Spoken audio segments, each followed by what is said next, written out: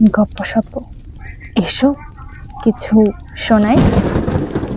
মৃত সত্তা গপ্পসপ্পের আজকের নিবেদন তিথি চক্রবর্তীর রচনায়।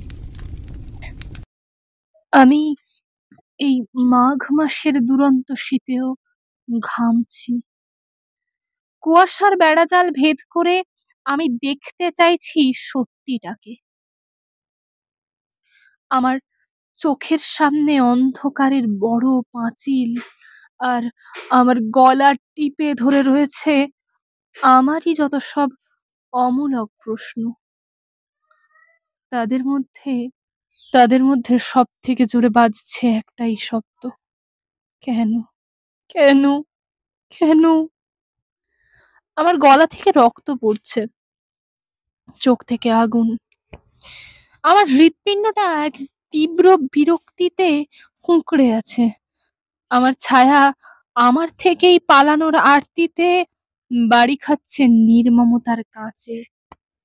আর এভাবেই, ঠিক এভাবেই মৃত্যু হচ্ছে আরো একটা সত্তার। কিন্তু কি আশ্চর্য, এক ফোঁটা শব্দ হচ্ছে না, এক চুলো অভিব্যক্তি ফুটে উঠছে না হাস্যোজ্জ্বল মুখে। দেখো, তোমরা কেউই কিন্তু বুঝতে পারছো না। পারছো কি? হয়তো খুব অভিজ্ঞ কিংবা আমারই মতন কেউ হয়তো বুঝেছে, তবে এ কথা কেউ বলছে না। সবাই সত্যিটা জানে, আর সেই জন্যেই কারো সাহস হচ্ছে না। আমি বিদ্রূপের ম্যাগমায় তপ্ত হচ্ছি। দেখো দেখো, আমি সমাজের হাইড্রোলিক প্রেসে চাপা। আমাকে পাড়িয়ে চলে যাচ্ছে উপেক্ষাদের দল। কিন্তু খেয়াল করো, এত কিছুর পরেও আমি কিন্তু হেরে যাচ্ছি না।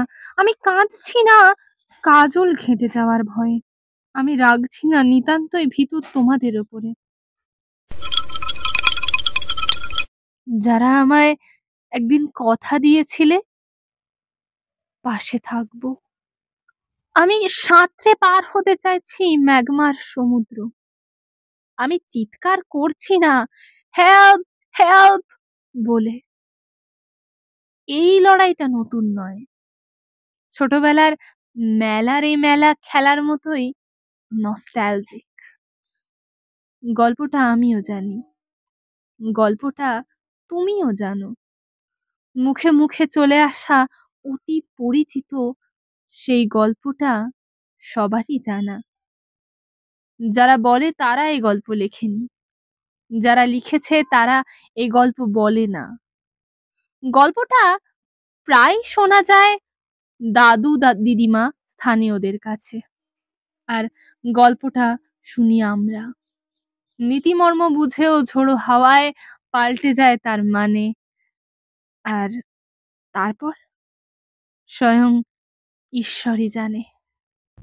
ধন্যবাদ এতক্ষণ আমাদের সাথে থাকার জন্য। শেষ হলো মৃত সত্তা।